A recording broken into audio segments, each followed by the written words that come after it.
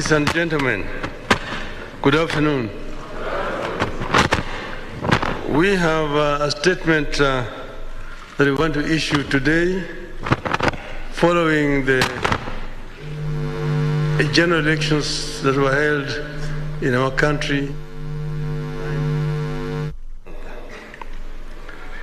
Today, I want to address my fellow Kenyans and the international community about the 2022 Kenyan elections and the role of the Independent Election and Boundaries Commission, the IEBC, the body mandated by the Constitution and the law to conduct and manage elections. On August 9th, 2022, millions of Kenyans turned out in large numbers in an attempt to choose their leaders at the national, county, and local levels after long and generally peaceful campaigns. But yesterday, August 15th, our budding democracy suffered a major setback. As a result, Kenya faces a grave legal and political crisis as a result of the actions of Mr. Wafula Chebukati, the chairperson of the IEBC. The Constitution and our laws are clear about how the IEBC should conduct its business. There is no more important role for the IEBC than the conduct, transmission, and tallying of the presidential election. We are painfully aware of the past political biases by the IEBC that plunged this country into its darkest chapter. The terrible memory of the aftermath of the 2007 elections are still fresh in our minds. In 2017, the Supreme Court of Kenya nullified the presidential election again because of the misconduct of the IEBC.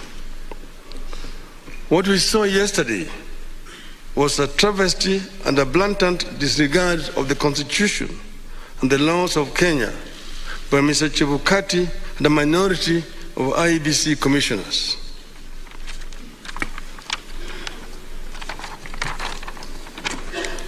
The law is clear on the role of the chairperson of the IEBC. The law does not vest in the chairperson the powers of a dictator to rule the IEBC unilaterally. The IEBC is structured as a democratic institution in which decisions must be taken either by consensus or by a vote of the majority. The chairperson and a tiny minority of commissioners have no legal authority to take weighty decisions and proclaim them as the rulings of the IEBC. The law on the IEBC provides that unless a unanimous decision is reached, a decision on any matter before the Commission shall be by a majority of the members present and voting. I want to repeat.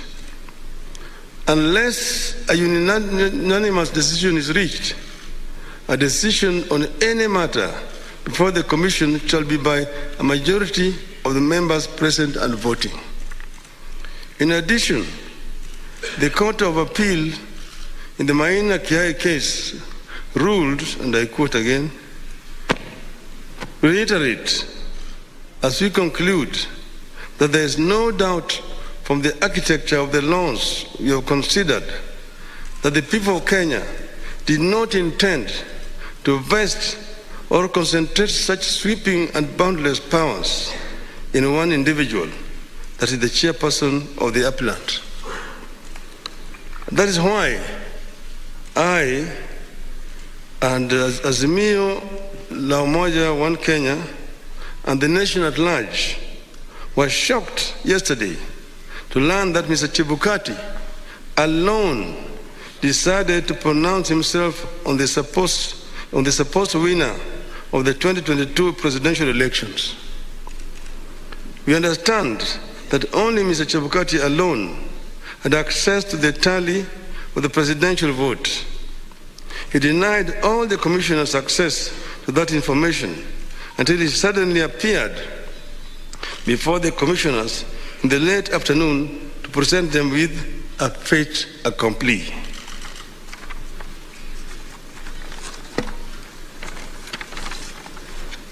Barely 2 hours before his announcement, Mr. Chebukati called a meeting of the IEBC and revealed to them the different results he was going to announce. 4 of the 7 protested Mr. Chebukati's actions. But Mr. Chebukati, whose mind appeared made up, did not entertain any discussion of the results, precipitating a walkout by a majority of the commissioners, who promptly denounced the results at a press conference. We know what happened next. A majority of the commissioners walked out and held a press conference where they denounced the results. Our view in Azimio is clear. The figures announced by Mr. Chebukati are null and void.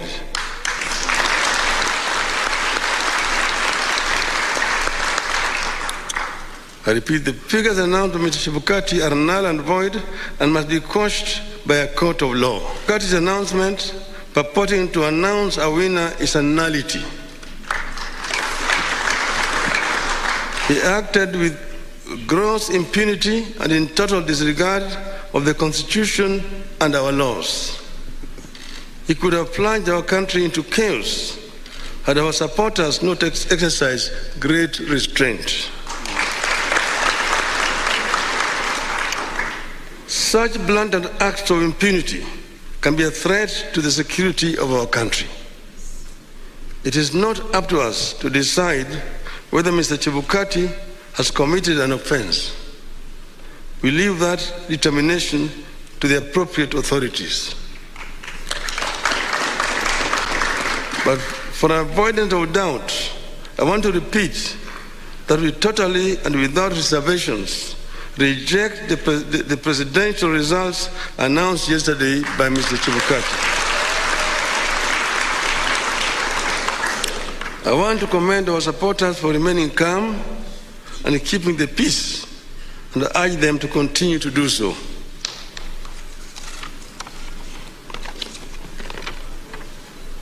Let no one take the law into their own hands. We are pursuing constitutional and lawful channels and processes to invalidate Mr. Chebukati's illegal and unconstitutional pronouncement. We are certain that justice will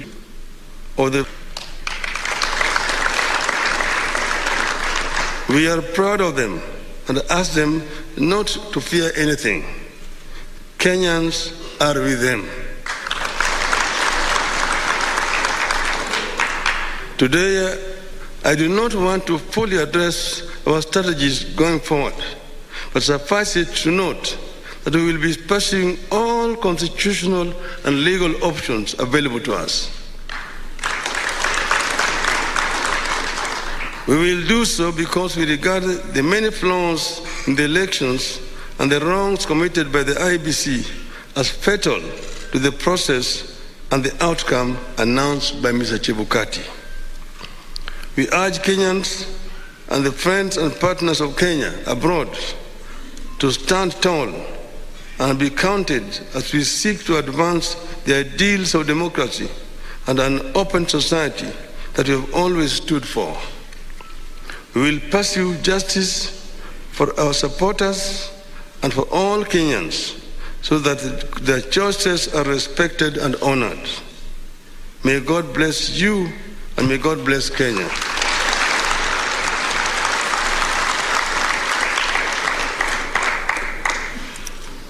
Nataka kuchukua tena fursa hii kutoa shukrani kwa Kenya wenzangu ambayo wameshiriki katika uchaguzi ambayo imepita. Wameonyesha ujasiri, wameonyesha uzalendo na upendo kwa nchi yao.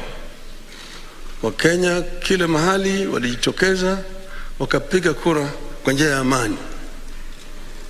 Sasa yale ambayo yalibaki ni tume ya uchaguzi kuhakikisha kwamba ile ndoto ya Wanakenya imeheshimiwa.